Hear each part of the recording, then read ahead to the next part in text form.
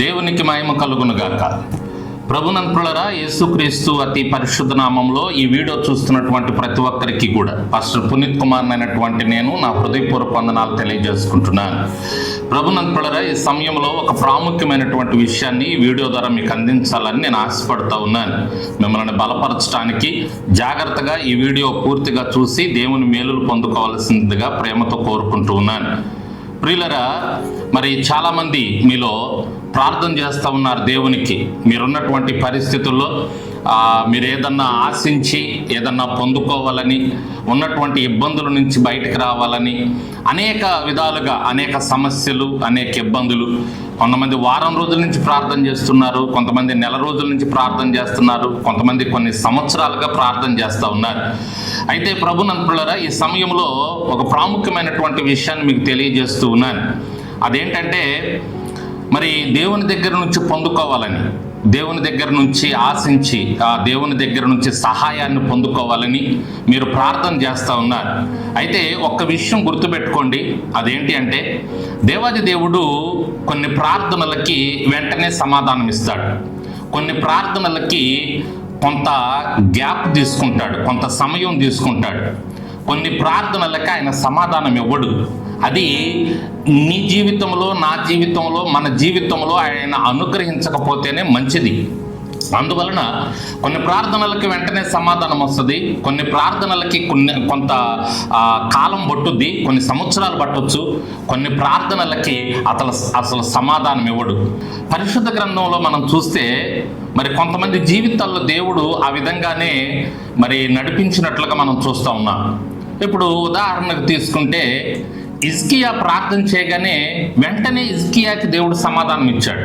వెంటనే అలా వెళ్ళాడో లేదో ప్రవక్త వెంటనే ప్రవక్తకు చెప్పాడు, హిజ్కియా ప్రార్థన నేను అంగీకరించాను, హిజ్కియా కన్నీరు కార్చాడు, నేను చూశాను, వెంటనే అతనికి నేను ఆయుష్ను పొడిగిస్తున్నాను, 15 సంవత్సరాల ఆయుష్ను పొడిగిస్తున్నాను, వెళ్ళి చెప్పమన్నాడు.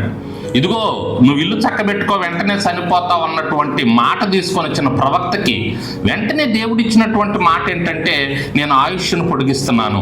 వెంటనే సమాధానం వచ్చింది అక్కడ. ఇలా చాలామంది భక్తుల జీవితాల్లో సమాధానం వచ్చింది. మన జీవితాల్లో కూడా చాలా విషయాల్లో దేవుడు ఆ విధంగా సమాధానం ఇచ్చాడు, మన జీవితాల్లో కార్యాలు జరిగించాడు ప్రార్థన చేసినప్పుడు. కాబట్టి ఇప్పుడు మనం చేస్తున్నటువంటి ప్రార్థనకు కూడా వెంటనే సమాధానం రావచ్చు, కొంత మనం ప్రార్థన చేస్తూ ముందుకు వెళ్ళాలి. అదే సమయంలో కొంత గ్యాప్ రావచ్చు, కొన్ని సంవత్సరాలు కూడా పట్టవచ్చు. కొన్నిసార్లు అబ్రహాం జీవితంలో మనం చూస్తాం, 25 సంవత్సరాలు అబ్రహాం ఎదురు చూడాల్సి వచ్చింది. వెంటనే ఇస్తాడేమో పిల్లలని ముందుకెళ్ళాడు అబ్రహాం.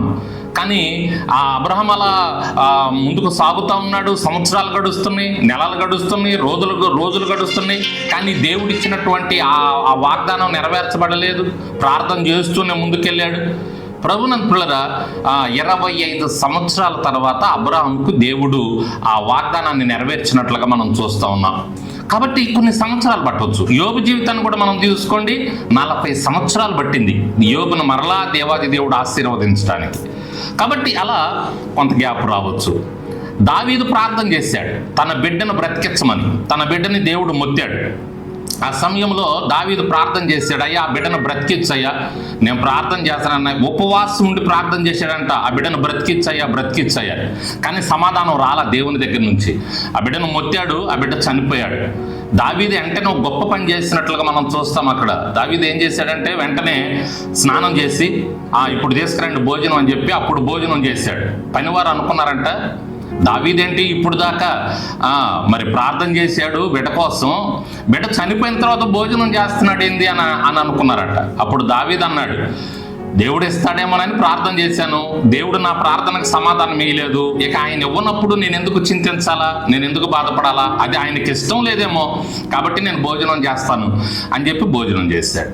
ఇట్లా మనం ఆ భక్తుల జీవితాల్లో దేవుడు చేసిన కార్యాలు చూసినప్పుడు కొన్ని ప్రార్థనలకి వెంటనే సమాధానం వచ్చింది, కొన్ని ప్రార్థనలకి కొంత గ్యాప్ వచ్చింది, కొన్ని సంవత్సరాలు పట్టింది, కొన్ని ప్రార్థనలకు అసలు దేవుడు సమాధానం ఇవ్వలేదు.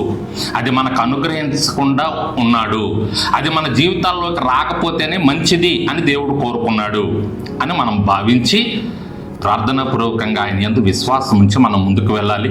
ప్రభునంతులరా, మీకు ఏది అవసరమో ఆయనకు తెలుసు. ఓ మాట ఉంది బైబిల్లో, నీ పెదవుల మీదకి మాట రాక మునిపే నీ హృదయంలో ఏముందో ఎరిగినటువంటి దేవుడు అంట ఆయన. కాబట్టి నీ ప్రార్థన ఆయనకు తెలుసు. అయితే వాటికి ఎప్పుడు సమాధానం ఇవ్వాలో, ఏ విధంగా సమాధానం ఇవ్వాలో, ఏ సమయంలో ఇవ్వాలో, ఏ సమయంలో ఏ విధంగా ఇస్తే మనకు ఆశీర్వాదమో, ఏది ఇస్తే మనకు మంచిదో మేలో, ఇవన్నీ ఎరిగినటువంటి తండ్రి మన తండ్రి. మనల్ని సృష్టించిన, మనల్ని కన్నటువంటి తండ్రి వీటన్నిటినీ ఎరిగి ఉన్నాడు. కాబట్టి బాధపడకండి, విశ్వాసంతో ముందుకు వెళ్ళండి, ప్రార్థన చేసుకుంటా ముందుకెళ్ళండి. మీ ప్రార్థనలకు తప్పకుండా దేవుడు తగిన సమయంలో సమాధానం ఇస్తాడు. ఒకవేళ సమాధానం ఇవ్వకపోయినా నిరుత్సాహపడబాకండి. దానికంటే మరి ఎక్కువ ఆశీర్వాదాలతో మనల్ని నింపి నడిపించే దేవుడై ఉన్నాడు మన తండ్రి. కాబట్టి ఈ విధంగా మీరు భావించుకొని ప్రార్థన చేసుకొని విశ్వాసంతో ముందుకు సాగాలని, ఎక్కడ విశ్వాసంతో కృంగిపోక దిగజారిపోక ప్రభునందు ప్రియులారా దేవుని యందు పరిపూర్ణమైనటువంటి విశ్వాసం ఉంచాలని ఒక దైవజనుడిగా కోరుకుంటూ ఈ మాటలు ముగిస్తూ ఉన్నాను. మన ప్రార్థనలకు దేవుడు సమాధానం ఇచ్చి నడిపించునుగాక. ఆమేన్, ఆమేన్, ఆమేన్.